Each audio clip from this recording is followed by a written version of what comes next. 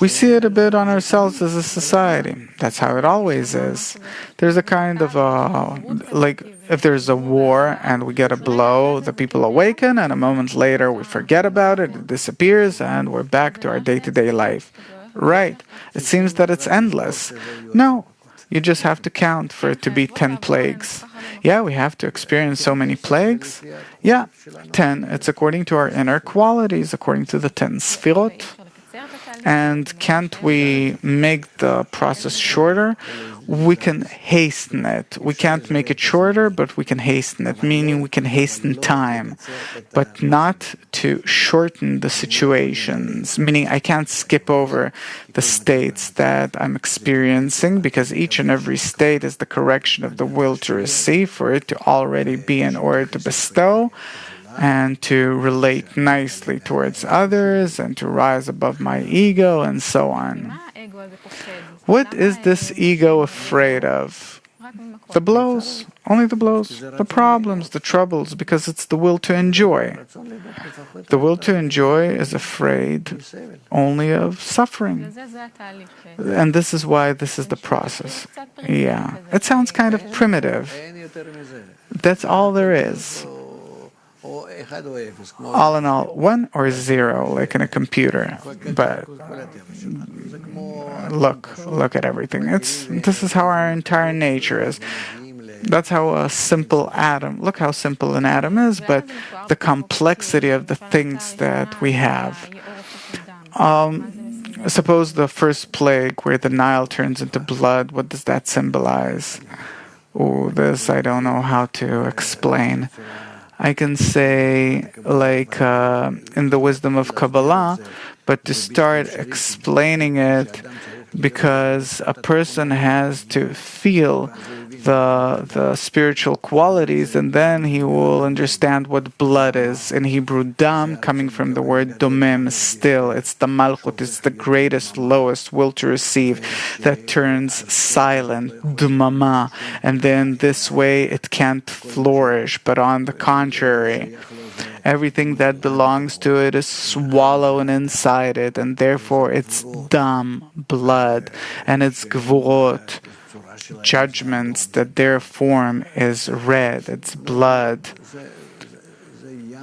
It's many details that I can't really to tell about it. We have a very complicated book about it, but very to the point, which is called Shar HaKavanot, the Gate of Intentions by the Holy Ari. And so I recommend for a person to read it. For this, you have to study the wisdom of Kabbalah, meaning each such blow, plague, these are many discernments. It's not a blow over the will to receive, it's a blow to the egoistic perception of reality, where I see that my ego only confuses me, that it does not allow me to reach the truth, that it's encompassing, closing me in a small, narrow, bitter world, and I live here for these few dozens of years, suffer and die, and my entire existence is useless. And ahead of me, there's a great, big, beautiful exodus, a special ascent where I can rise to an eternal, whole, perfect, endless world, but the ego doesn't allow me to do it, as if I want to climb a ladder, but it's holding me like someone is holding me down below by the leg, and is holding me and confusing me such that I'm standing there. I wanna climb another degree, another one, to reach this special ascent, and he's really holding me down below by both of my feet, and I don't know, it looks like soon I'm gonna fall off the ladder. That's the feeling. But nonetheless, in between, you advance. You're saying that it's not up to us. We can't do it by our own forces. There's the Creator stand behind Moses here. What can a person understand from it? That he has a hard nature that grabs him by the legs, but there's a force that can help him cope with it. And what, he got a blow now? You said that it's a blow to his perception of reality. He's really suffering as a result of being locked within himself.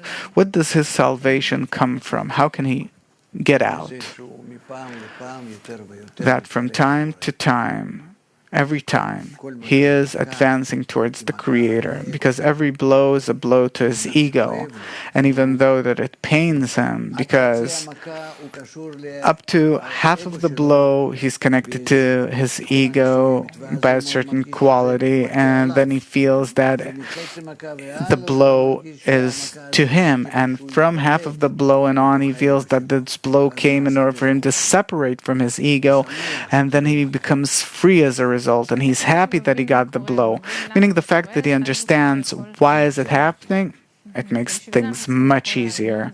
And this is why we need this entire teaching to understand the processes.